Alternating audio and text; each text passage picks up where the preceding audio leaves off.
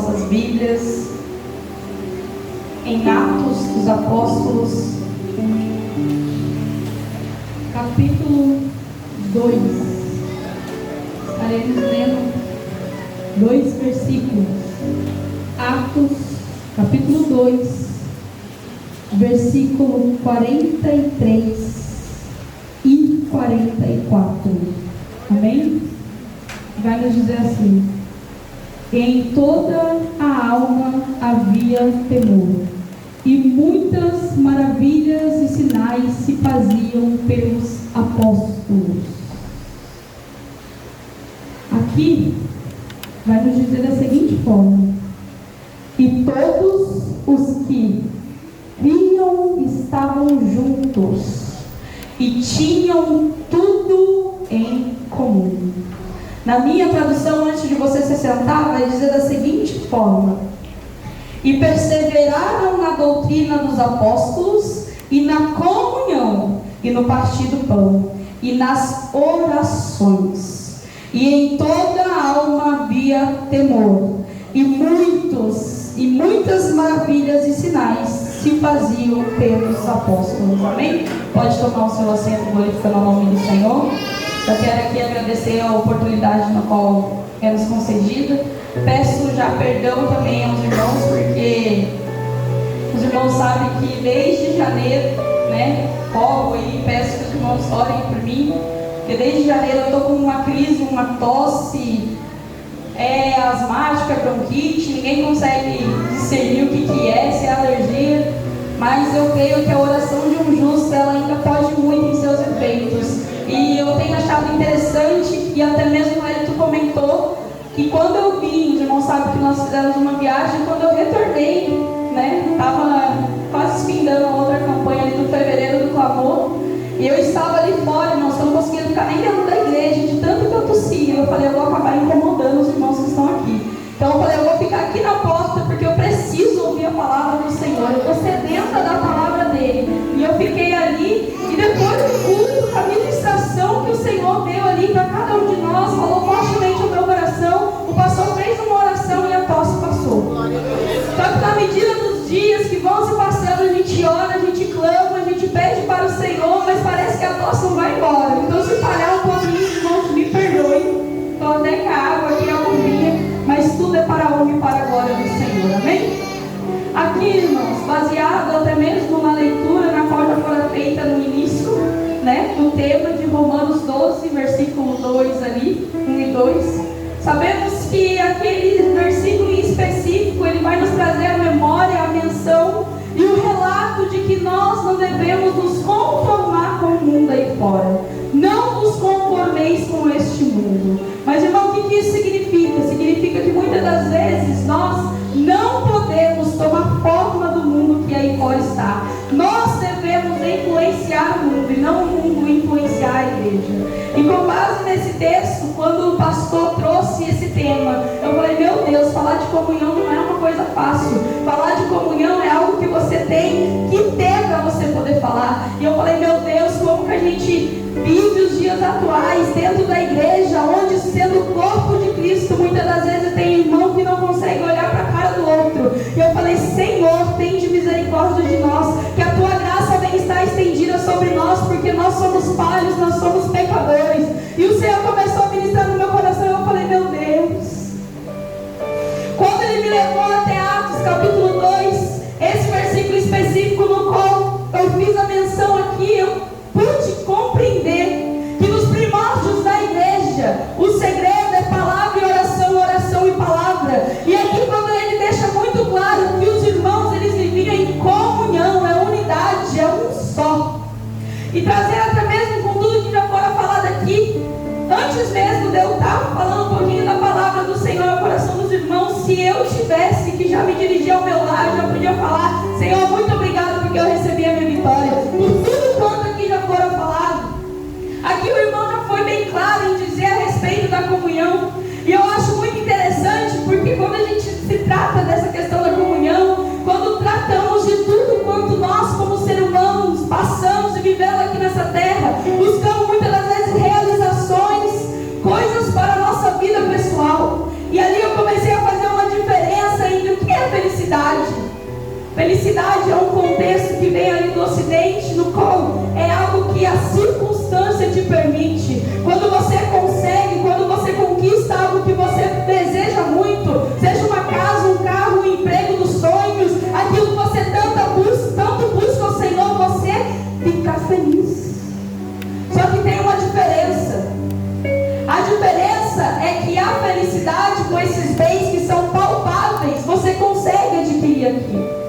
Mas para você ter alegria, você precisa ter o Espírito Santo em sua vida. A alegria é um dos frutos do Espírito em nossa vida. Ela é a verdadeira alegria e ela não é palpável. É você se sentir alegre, como vai dizer Paulo lá em Filipenses, prestes ali dentro de uma prisão, Filipenses 4:4, regozijai-vos, meus irmãos, é algo tremendo. Dentro de uma prisão, a pessoa diz para quem está fora, regozijai-vos, mais uma vez vos digo, sejam felizes no Senhor. Como que pode uma pessoa ter a certeza disso? E ao decorrer aqui, quando a gente se trata da questão da alegria, olha o que ela realmente significa.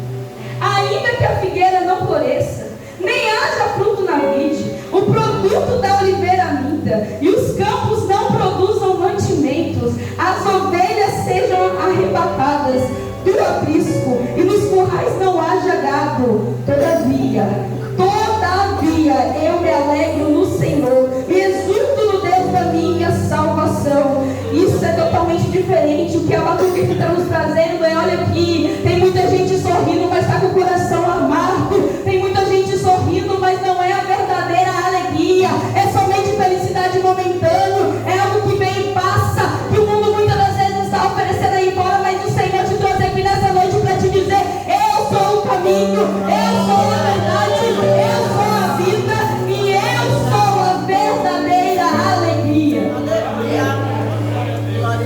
Aqui, quando a gente compreende o que isso significa para nós, e trazendo também no quesito, no critério de comunhão. Comunhão significa koinonia, que vem da palavra do grego koiné, que era falado no tempo de Jesus. E quando a gente compreende isso, koinonia, comunhão, não significa somente um ato de proximidade ou de amizade, não. Isso é bíblico, irmãos. Não é somente eu ser próximo para eu ter comunhão, é totalmente diferente. Olha o que vai nos dizer lá em Efésios 4:4 até o 6. Há um só corpo, um só Espírito, como também foste chamados em uma só esperança da vossa vocação, um só Senhor, uma só fé, um só batismo, um só Deus e Pai de todos, o qual é sobre todos e todos em vós. Isso sim é comunhão. E eu acho interessante porque o tema vai dizer Deus, eu e o relacionamento. Só que é muito difícil, irmãos, a gente tentar se basear em algo, eu, Deus e o relacionamento, sendo que não é algo tangível, não é algo palpável, não é algo que você está enxergando ali naquele momento. Então, quando a gente entra nesse critério de comunhão, nós passamos a compreender que a comunhão com Deus é o reflexo da comunhão que você tem com seu irmão. Aí você para analisar, como eu já iniciei aqui. Nossa, irmão, mas que mensagem dura. Não é dura, não. Eclesiastes vai dizer que duro são os aguilhões. A palavra é como um prego. O Espírito Santo é igual um martelo. Ele vai batendo, dói a alma. Mas isso é para te trazer vida e vida em abundância. Essa palavra é a que cura, que liberta, que salva, que transforma. É essa palavra tão somente. Mas quantos nos dias atuais estão preferindo as duras, as falsas? Muitas das vezes é aquilo que vem para o nosso ego, para o nosso orgulho. Muitos preferem uma doce mentira lá fora do que ouvir uma dura verdade aqui dentro. Mas essa verdade é a que te salva. Essa verdade que traz frutos e frutos dignos de arrependimento. Eu não sou digno de estar aqui nessa noite, mas o Espírito Santo é aquele que vai trabalhando. É aquele que vai convencendo o homem do pecado, do juízo. É aquele que vai fazendo o impossível. Quando muitas das vezes você acha que não vai ter mais jeito, ele vai trabalhando por você. E aqui eu acho muito interessante quando fala a questão até mesmo da oração sacerdotal. Não vou entrar em muitos detalhes, mas em João 17 ali nós vemos a oração sacerdotal de Jesus. Primeira parte vai falar da oração dele mesmo, por ele, e a próxima aos discípulos, a todos nós que aqui estamos. E ele fala: Pai, rogo-te a ti para que sejam um, como eu e ti sou.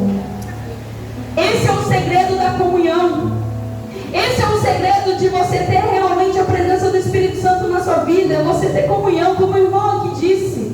Se somos membros de Cristo, todos nós estamos interligados em um só propósito, em um só objetivo, que é alcançar os céus.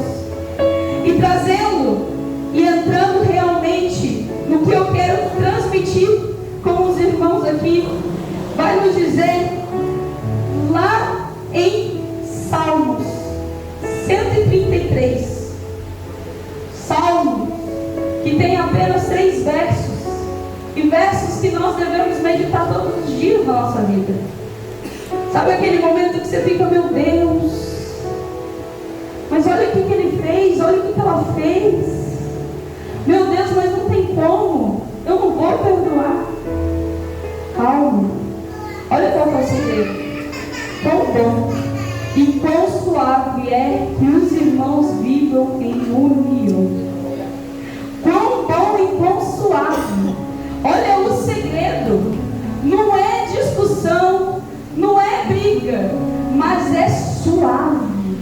Quão bom e quão suave. O Senhor está nos ensinando algo aqui nesta noite. É algo tremendo, é somente da parte do Senhor, para que você compreenda isso que é bom e é suave. O verso 2 vai nos dizer assim: e como óleo precioso sobre a cabeça, que desce sobre a barba de Arão, e que desce a orla das suas vestes. E o terceiro, como o orvalho de Hermon, e como que desce sobre os montes de Sião, porque ali o Senhor ordena a bênção e a vida para sempre. Olha o segredo. É bom, é suave, Deus ainda ordena a bênção a partir do momento que você entendeu o que é viver em comunhão, o que é estar em união um com os outros. Mas entrando aqui, realmente, eu vou trazer para você uma pergunta e eu quero que você responda no seu coração. O que a comunhão vai gerar em mim? O que uma verdadeira comunhão com Deus, com o verdadeiro Deus, gera em mim? E trazendo essa pergunta como uma reflexão, eu posso te responder com a total convicção que ela vai te trazer grandes preciosidades, que ela gera algo magnífico dentro do seu interior. E aqui eu deixei marcado alguns versículos, algumas questões que nós podemos tratar bem rápido também, para não tomar tempo dos irmãos.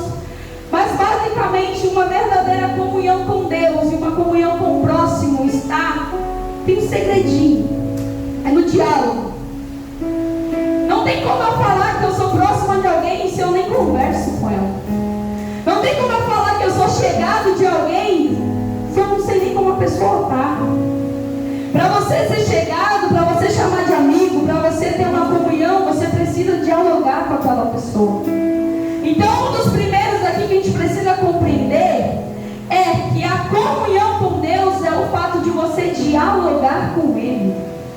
A oração é um diálogo com o Pai, é uma conversa tete a tete com o Pai. Não é monólogo, não é um teatro que você vai muitas das vezes fala, meu Deus, meu Senhor, palavras difíceis, que muitas das vezes o Senhor está esperando a sinceridade do seu coração, que não somente com uma lágrima Ele já saberia de responder. Não é monólogo, é um diálogo. É você chegar e conversar como você conversa com um amigo íntimo, com seus pais, com seus filhos. É isso que o Senhor espera de cada um de nós. Esse é um dos passos principais para a comunhão. Mas o que ela gera realmente, eu disse aqui que seriam as grandes preciosidades. O primeiro ponto que eu quero trazer aqui para os irmãos é que a verdadeira comunhão, ela aquece o coração. Isso é bíblico. Eu acho muito interessante quando nós vamos lá para o Evangelho segundo Lucas, capítulo 24, onde vai dizer a respeito da ressurreição de Cristo. E ali, quando a dor vem, quando o momento vem, é algo que a gente precisa parar para analisar, porque Jesus sempre havia de dizer e falava, fazia menção e trazia a memória do que ele precisava passar aqui nessa terra. Mas quando vem a dor, Jesus morre, é crucificado, a dor é tão forte que nem mesmo quem estava ali com ele se lembra da promessa que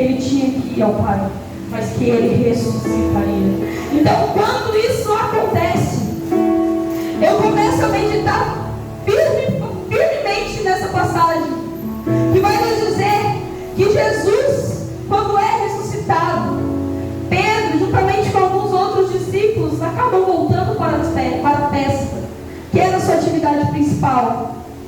E ele retorna ali naquele momento, alguns outros vão com ele, mas lá em Lucas vai nos dizer que tinha 2 discípulos, um deles até mesmo por nome de Cleopas ou Cleopas, e ele ali, esses 2, eles não foram com os pescadores, eles eram da tribo ali de Emaús, aldeia de Emaús. Então eles passam a se dirigir, haja visto que cada um foi procurar o seu lugar, eles vão se dirigir àquela tribo. E no caminho, como a gente bem sabe e conhecemos, vai trazer até a epígrafe dessa passagem, os 2 discípulos a caminho de Emaús.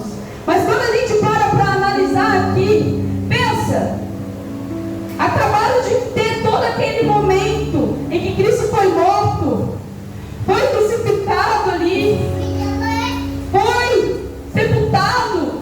Pensa na dor que eles estão sentindo. E eles continuam caminhando. Para você ter uma noção, de Jerusalém até Emaús, ali dá cerca de 11 a 12 quilômetros. E eles estão caminhando. À medida na qual eles vão caminhando, aproxima-se deles quem? Jesus. Mas como eu disse, no momento da dor, ela te cega, ela não faz com que você compreenda quais sejam os planos de Deus na sua vida. Então, no caminho que eles estão indo ali, Jesus se aproxima e Jesus pergunta para eles: ei, por que tão triste? O que acontece? O que está acontecendo? Parafraseando para que você possa entender, conjecturando para que você possa entender, porque a Bíblia é assim, irmãos. Não é difícil, basta você querer compreender. Então, ali no meio daquele diálogo, eles olham para Jesus e falam assim: ué, tu és peregrino? Tu não sabes o que aconteceste com Jesus? Tu não sabes que ele foste morto?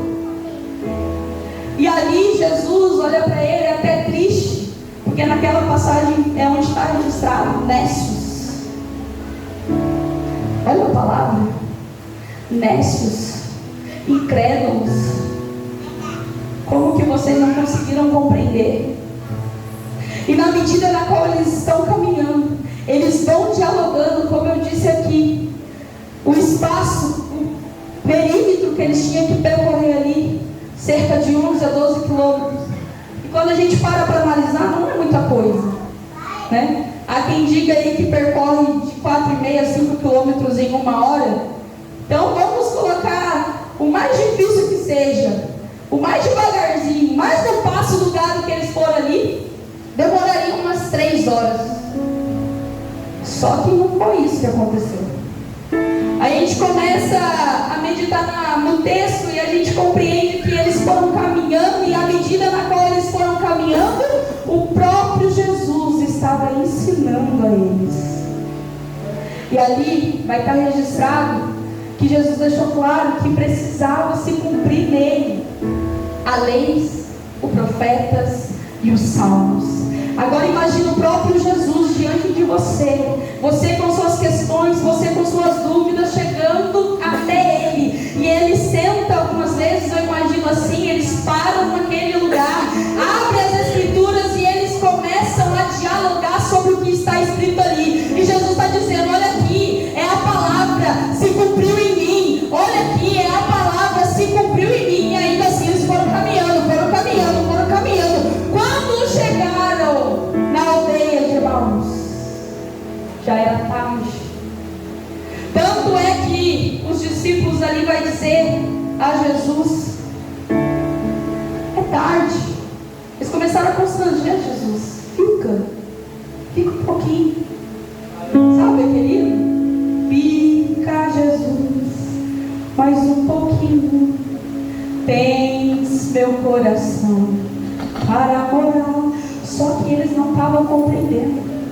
Eles ficavam constrangendo Jesus ali: ó, tá tarde, fica, coma conosco, tá tarde, fica. E Jesus ali, ele estava passando, ele não ia parar naquele momento ali. Só que Jesus ficou, muitas das vezes, trazendo assim, sabe, assim: vou ficar só um pouquinho, vou entrar. E Jesus entrou. E eles se assentaram. E eles comeram. Antes de comer, na verdade, Jesus pega o pão, porque naquela época a tradição é que o visitante ora ao Pai e agradeça pelo alimento. Então eles se sentam ali. Jesus pega o pão, e na hora que ele pega o pão, todos de olhos fechados, Jesus fala: glórias te dou, ó Pai, graças te dou, ó Pai. Na medida na qual ele fala isso, todos abrem os olhos, Jesus divide ali o pão e Jesus some. Glória a Deus. Sabe o que é isso? Eles começam a queimar o coração deles. Eles falam assim: eu conheço essa oração, eu conheço quem está falando, eu conheço esse partido pão, eu sei quem está conosco.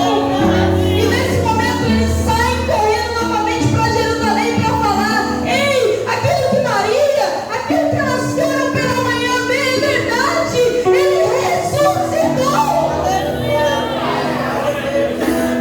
Na medida na qual eles vão voltando, eles vão novamente questionando entre eles: não ardia o nosso coração enquanto ele falava?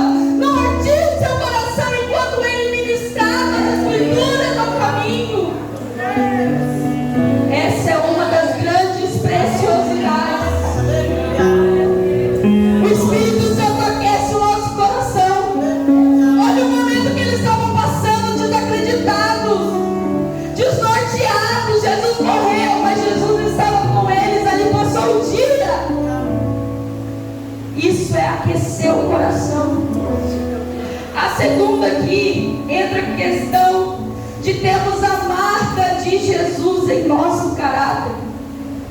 Ainda em Atos capítulo 3, nós vamos ver ali a cura de um paralítico. E ali em específico nós vamos ver que Pedro e João estavam subindo ao templo da Porta Formosa, e ali se encontrava um coxo, mais de 40 anos naquela situação. Todos os dias ele era colocado ali naquele lugar para pedir esmolas. Agora pensa, mais uma vez, trazendo para os nossos dias, na nossa língua, no nosso contexto, está vindo Pedro e João ali, e ele quando chega está pedindo esmola. Aí pensa comigo, né? Pedro olha para João e não tem nada aqui não. Eu também não tenho. E agora? Então, fazer o seguinte, ó. Não tenho ouro e não tenho prata, mas o que eu tenho te dou. Levanta-te. Olha isso. Em nome de Jesus, o Nazareno, levanta-te. Olha isso. Quem tem a marca de Jesus continua fazendo prodígios e maravilhas ainda no dia de hoje. E ali, aquele homem que era enfermo há mais de 40 anos, levanta, saltitando, pulando, glorificando a Deus, feliz, entra no templo.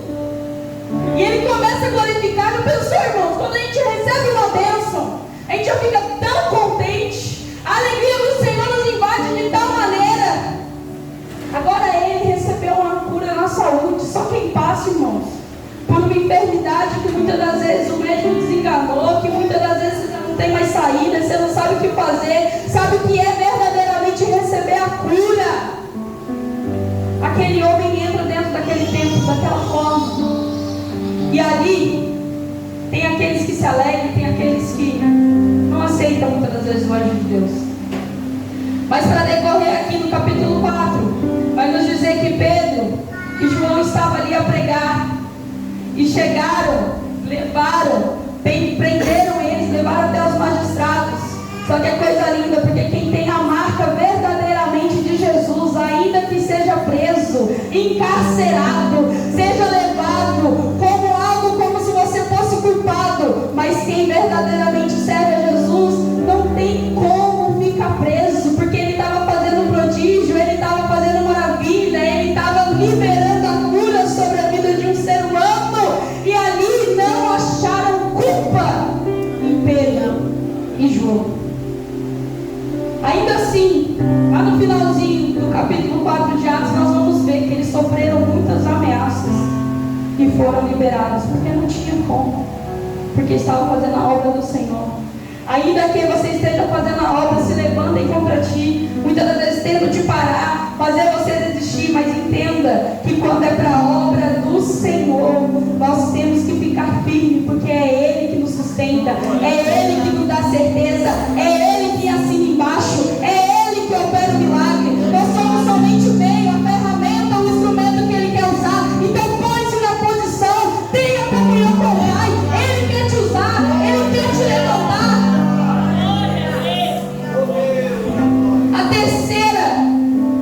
graciosidade, preciosidade que o Senhor tem para conosco é de que nós, quando temos comunhão com o Senhor, Ele nos torna percebidos. Nos dias atuais, o que nós mais vemos são pessoas que muitas das vezes querem se promover através do Evangelho, através da palavra de Deus. Mas aqui fica claro que o Senhor é aquele que leva o seu nome. O Senhor é aquele que faz com que a sua vida, que todo mundo fala que não vai dar em nada, Ele te transforma e te exalta. Não estou trazendo num contexto para a vanglória humana, não, mas isso é bíblico. Se nós pararmos para analisar, Davi não pleiteava o trono, Davi não pensava em ser rei. Mas quando, lá em 1 Samuel, Saul está perturbado, Saul já não sabe o que fazer, chama alguém que toca a harpa, chama alguém conhece alguém me ajuda. Vai ali um mancebo e fala: tem Davi, belemita. Ali fala das características de Davi, grandiosas, reconhecidas.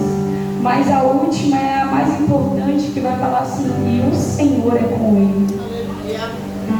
Não precisa fazer show, não precisa fazer arruaça, porque é o Senhor que leva o seu cartão de visita. Eu não sei como é que vai fazer, daqui a pouco toca o telefone, eu não sei nem como é que chegou até a mim. É o Senhor que está levando o seu cartão de visita, é Ele que está levando o seu nome aos 4 ventos, é Ele que trabalha por ti. Que é outro? José. José não estava com você. Ei, manda eu chamar, preciso dele aqui como primeiro-ministro. É o Senhor que faz por você. A partir do momento que você buscar verdadeiramente comunhão com Ele, é Ele que faz por ti. Poderia citar vários aqui: Eliseu, vejo que tu és. Ele que vai ali é o homem de Deus. Não tem cartaz, não precisa ficar batendo no peito que eu sou crente, mas as suas atitudes vão provar que você é crente. Não precisa ficar falando: eu servo ao Senhor, mas verdadeiramente não vê o Senhor na tua vida. A partir do momento que você estiver com Ele, que você levantar seu joelho e falar: Pai, eu estou aqui, usa-me, envia-me a mim. Mas é difícil, tem um preço a ser pago. E o último aqui que eu quero trazer para os irmãos, a hora já se fitam, mas eu preciso falar que quando se tem comunhão com o Senhor, Ele vai abrir os seus olhos. Você vai começar a enxergar aquilo que você nunca enxergou. Você vai sair do plano natural e vai começar a enxergar o plano sobrenatural sobre a sua vida, sobre a vida da sua família, sobre o teu emprego, sobre a tua faculdade. Onde quer que você esteja, você vai contemplar as bênçãos do Senhor na sua vida, porque Ele vai abrir os seus olhos de maneira sobrenatural e você vai falar: oh meu Deus, obrigada, porque eu não estava enxergando, mas agora com o tempo, saia dessa visão humana, carnal, e abra os olhos espirituais dessa noite, que o Senhor está te mostrando grandes coisas. Ezequiel, no capítulo 30, no capítulo 1, vai dizer que ele teve visões à margem do rio Jordão. Teve visões. Mas para você ter, você tem que estar em comunhão com o Pai. Tem que compreender que Ele faz, que Ele trabalha e que Ele continua operando por cada um de nós. Quero trazer aqui também a questão de que no começo eu falei que a dor, ela nos cega realmente. Ainda que tenha uma promessa, ainda que tenha algo da parte do Senhor na nossa vida, quando a situação está muito difícil, a gente fica: meu Deus, eu não estou enxergando uma saída. Lembra de Agar? Saiu com Ismael pelo deserto. E aí, o que aconteceu? Acabou tudo, acabou a água, acabou o pão, não tem mais nada. Ismael ali chorando de fome, de sede: vou deixar ele aqui nessa árvore, vou me afastar, porque eu não quero ver meu filho morrer. Mas o menino chorou. O menino chorou. E quando o filho chora, o pai ouve. O pai está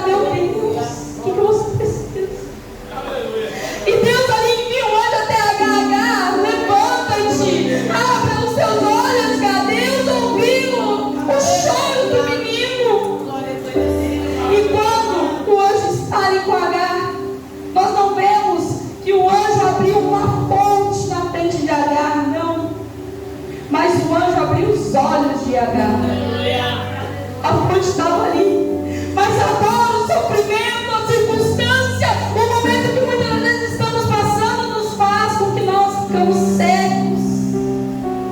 A nossa oração tem que ser essa: Senhor, abre os meus olhos, abre os meus olhos espirituais. Abra, Senhor, eu quero ver, eu quero enxergar as coisas que o Senhor tem para comigo, que o Senhor tem sim para com a minha família.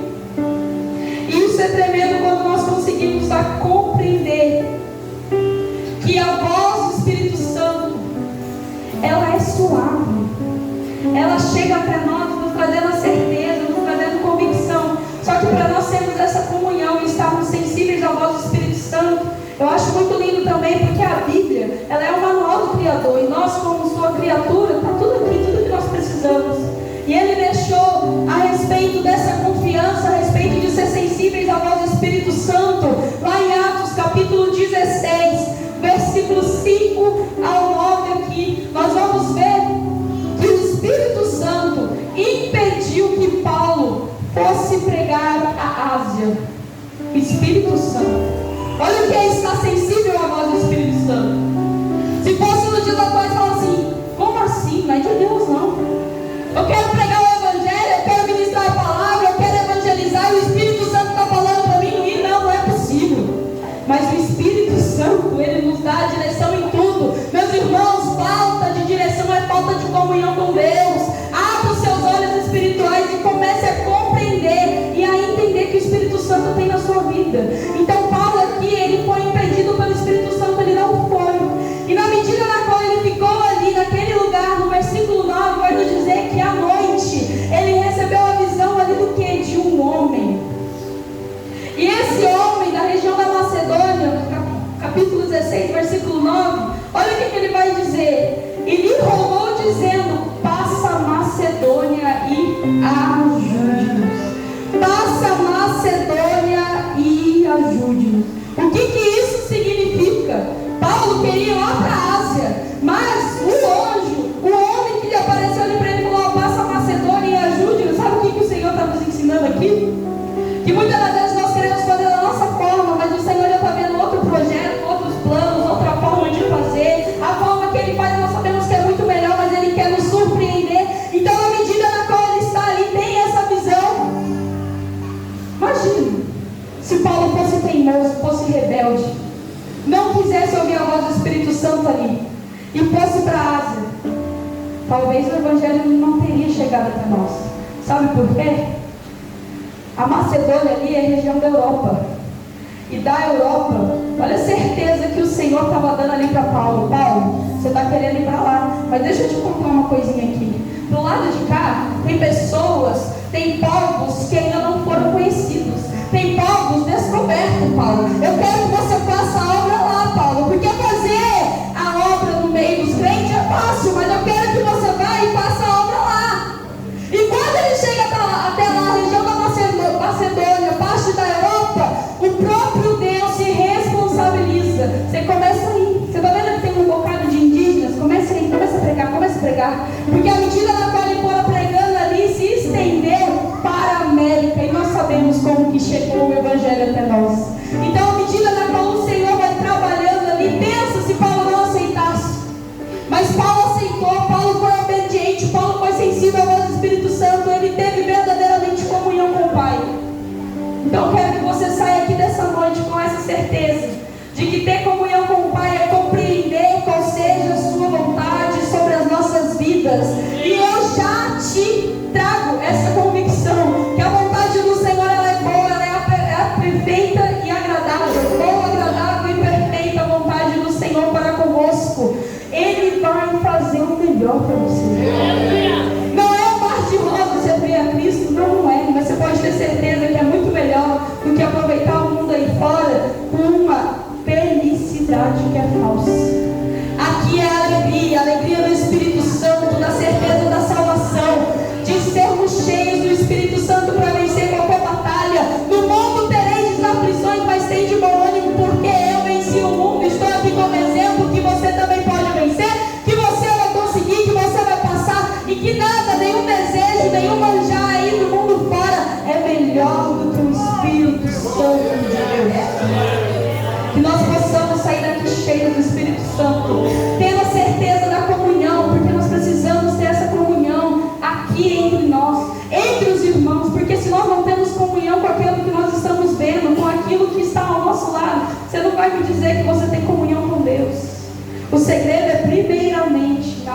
local. É aqui. Quando você atingir aqui, você vai ter comunhão com o Pai. Não é o primeiro e o segundo mandamento? Amar a Deus sobre todas as coisas e o próximo como a ti mesmo. Se você não ama o teu próximo, você não ama nem a si mesmo. Então o Espírito Santo está trazendo isso ao nosso coração, para que nós possamos despertar e verdadeiramente ter comunhão com o Pai. Porque esse é o segredo de um verdadeiro relacionamento. Amém? A senhora